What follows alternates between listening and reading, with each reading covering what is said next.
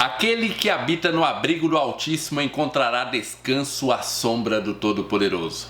Isto eu declaro a respeito do Senhor. Ele é meu refúgio, meu lugar seguro, Ele é meu Deus e nele confio.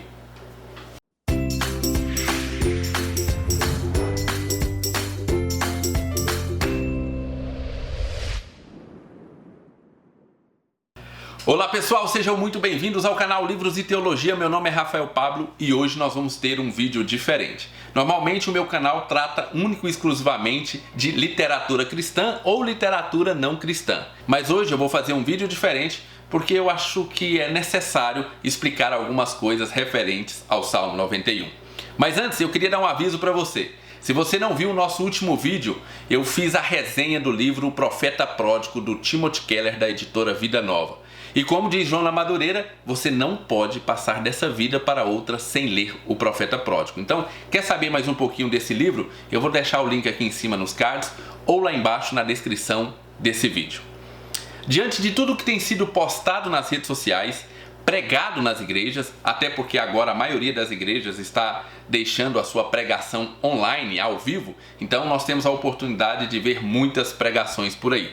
E aí, nesse último final de semana, o que aconteceu? Eu vi pelo menos 5 pregações baseadas no Salmo 91, 5 exposições, e eu não vou dizer exposição bíblica, porque muitas delas estão longe de ser exposição bíblica, mas também vi várias outras pregações que não tinham o Salmo 91 como base, mas que durante a pregação o pastor constantemente citava os versículos do Salmo 91.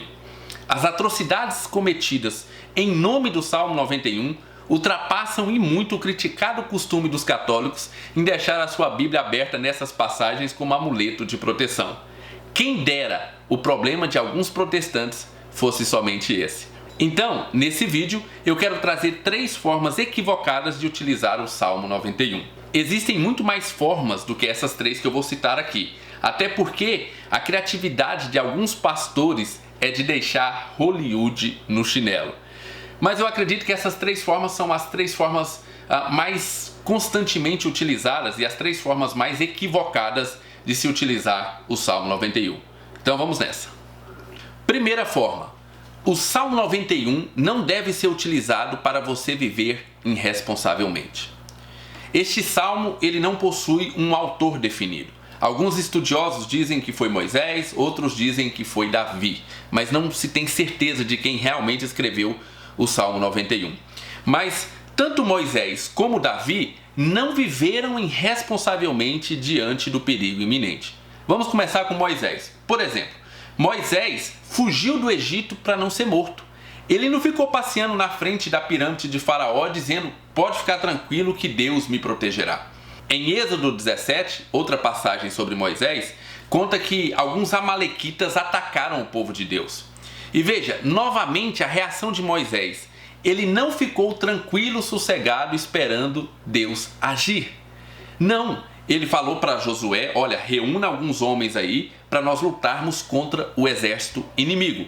E essa é uma passagem muito boa para nós sabermos que Moisés não vivia irresponsavelmente diante do perigo. Ele sabia que nesse confronto com os amalequitas, ele teria sim uma responsabilidade na batalha. Ele levantava os braços, o exército de Israel prevalecia contra os amalequitas. Quando ele se cansava e baixava os braços, o exército dos amalequitas tinha vantagem sobre Israel. Então ele sabia que teria que manter os seus braços para cima.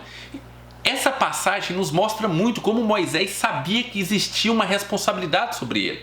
Ele não ficou simplesmente no monte orando e falando: fique tranquilo, povo de Israel, que tudo vai dar certo, Deus vai nos proteger, os anjos do Senhor estão conosco e eles vão guerrear por nós.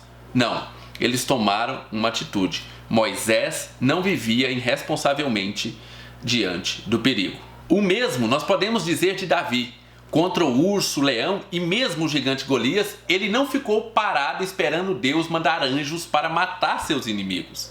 E quando Saul perseguia Davi, ele também não ficou de boa em casa falando: não, fique tranquilo, tem anjos do Senhor em volta dessa casa e nada de mal vai me acontecer. Não, Davi fugiu, ele se escondeu em algumas cavernas, ficou lá, passou necessidade. Em algum momento ele teve que se fingir de louco para não ser morto.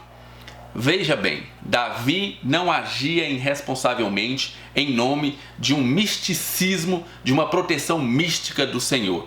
Ele sabia que ele tinha que agir. Então, meus irmãos, por favor, não utilizem nem escutem pastores que pregam que Deus vai agir te livrando, te protegendo do mal, enquanto você vive irresponsavelmente. O Salmo 91 não sustenta esse tipo de pregação, nem esse tipo de atitude. Segunda forma que você não deve utilizar o Salmo 91. O Salmo 91 não deve ser utilizado para você testar a fé do seu irmão. Essa talvez seja a forma mais utilizada nas redes sociais. O pastor responsável pela igreja cancela o culto, ou então o irmão um pouco mais prudente deixa de ir à igreja com medo dessa questão do vírus, e aí vem aquele irmão cheio de fé, cheio de unção e diz para ele: homem de pouca fé, não acreditas na proteção de Deus? Você não crê que Deus guarda a sua casa e a sua família? Você não tem fé nem para saber que Deus é muito maior do que esse vírus minúsculo? E aí acaba recitando o Salmo 91 como um bom profeta. Pois bem, quanta tolice, meu irmão. O Salmo 91 não foi feito para você colocar à prova a fé do seu irmão. Não foi feito para você testar a confiança que alguém tem em Deus. Na verdade, e veja bem isso e preste muita atenção aqui, existiu sim um personagem na Bíblia que utilizou o Salmo 91 para testar a fé de uma pessoa. Esse personagem foi nada mais nada menos que o diabo, que citou o Salmo 91, como muitos andam citando por aí, e tentou fazer com que Jesus testasse a proteção e a fidelidade de Deus. Olha só, lá em Mateus 4, de 5 a 6, o diabo então falou para Jesus e citou o Salmo 91 para Jesus, da mesma forma que muitas pessoas estão citando por aí. Diz o seguinte: então o diabo levou a cidade santa até o ponto mais alto do templo e disse: se você é o filho de Deus, salte daqui, pois as escrituras dizem: ele ordenará aos seus anjos que o protejam, eles o sustentarão com as mãos, para que não machuque o pé em alguma pedra. Eu li na versão transformadora. O diabo está citando o Salmo 91 para Jesus da mesma maneira que muitos estão fazendo hoje, principalmente nas redes sociais. Você não tem fé, meu irmão? Então vá à igreja e Deus não deixará nada de mal acontecer com você. Ontem eu vi a postagem lá no Instagram de alguém dizendo o seguinte: olha, teve pessoas que foram engolidas por leões, outros deram a sua vida como mártir, e você não está pronto para enfrentar um vírusinho desse? Que tipo de fé você tem? Olha o tipo de absurdo. Olha o mesmo argumento que Satanás utilizou. E utilizou inclusive o mesmo salmo. Então veja bem, quando você utiliza o Salmo 91 dessa maneira, você está mais parecido com o diabo do que com Jesus. Agora veja bem, eu não estou sugerindo que quando alguém falar isso para você, você retruque chamando o irmão de boca de Satanás. Não é isso.